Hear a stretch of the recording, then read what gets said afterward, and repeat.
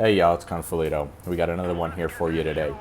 So this game here, I just kind of wanted to highlight the importance of teamwork. This really shows it. Like down at the end of the game, it really comes down to the wire.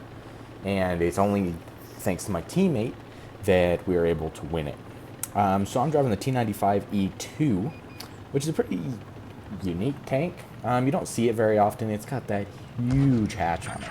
You can see right there I get wrecked right in the hatch actually as I'm coming over the hill.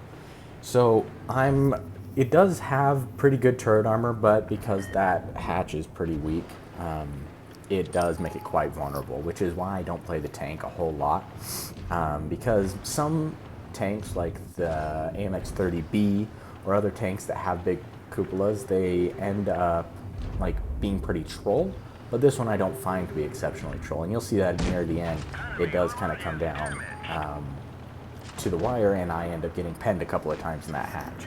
So right now I can see, looking on the minimap, that a majority of the team is over at C, so, or excuse me, over at A. So I know that I'm not going to have much going on over here. I've got the couple of tanks. I was going to go down and help my teammate down there, but I see that this Helsing is coming up. Now I see that I'm on my own, so I'm going to see if I can get a shot on the Helsing before he comes up and spot him. But I don't want to risk taking 2 shots from him, taking 400 damage just for a spot if I'm not going to be able to get a shot on him. So as he comes across, you can see I got one bounce right there and he misses his other. And then I see that there's this one-shot RU251 if I'm able to come around there. Now, I am all alone over here by myself. I guess I've got my teammate right there, the RU251, which he is actually the one that's going to save me in the end. So I really wanted to try and keep him alive as we go and focus the rest of the team. Now you can see it is a 3-on-2, and I'm at 1,200 hit points. He's at, what, 380?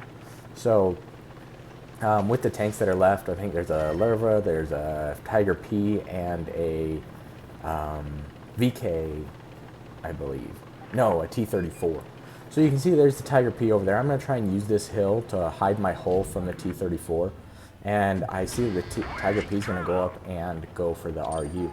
Now the RU does a great job of going over there so that they're focusing him, and I'm able to get some shots on the side here. Now you can see that T34, his turret is going to be very difficult to pen. Now I'm kind of hoping that Tiger P doesn't push too much on that on the RU, because he is the one that's going to end up saving me in the end.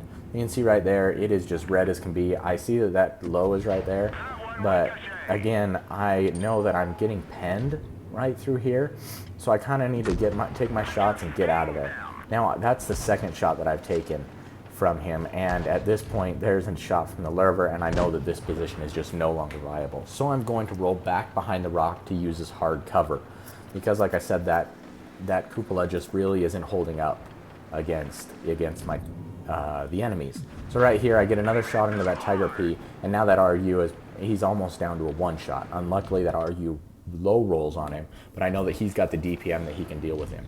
Now it puts him down to a 1-shot. Now I don't know what this Lerva was doing, but he decides to start pushing across, which just gives me free shots as long as I don't poke out too far against this T34. So I'm able to dump a couple more shots into him, trying to get a couple more shots before that RU goes. Now, luckily, this low does not push the RU again. Again, he's a 1-shot, so I'm not entirely sure why this Lerva isn't pushing him.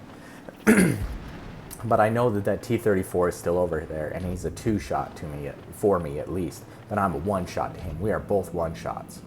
So you can see right here, I'm going to have to switch to the heat, and I have no idea how that pens. But I'm not complaining.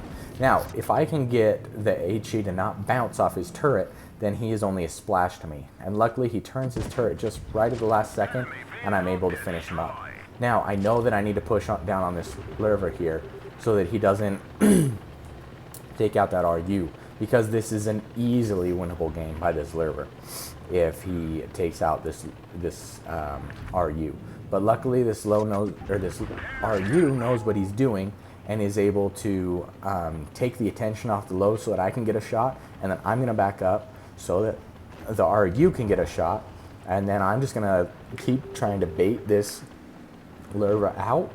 And then you can see that the larva decides to turn on that RU. Now notice how the RU does not keep poking out, trying to get damage. He knows that the larva is looking at him, and it's my turn to farm the damage. Now, even though he ends up not getting that final kill, he would have died, and he may have been able to finish me up. So that was great teamwork with that RU. That was just a fantastic game. So you can see a first class 3.4K, 116,000 credits. A great little credit earner, but it is kind of a difficult tank to play. So just some things to point out. If you know that you are being looked at, don't poke out. Let your teammate take some damage and farm some damage if that's what needs to be to win. Just look at your teammates, look around, know what you need to do to win, not just about getting damage for yourself or about trying to not help those on your team. Anyways, thanks for watching, y'all, and we'll see you in the next one.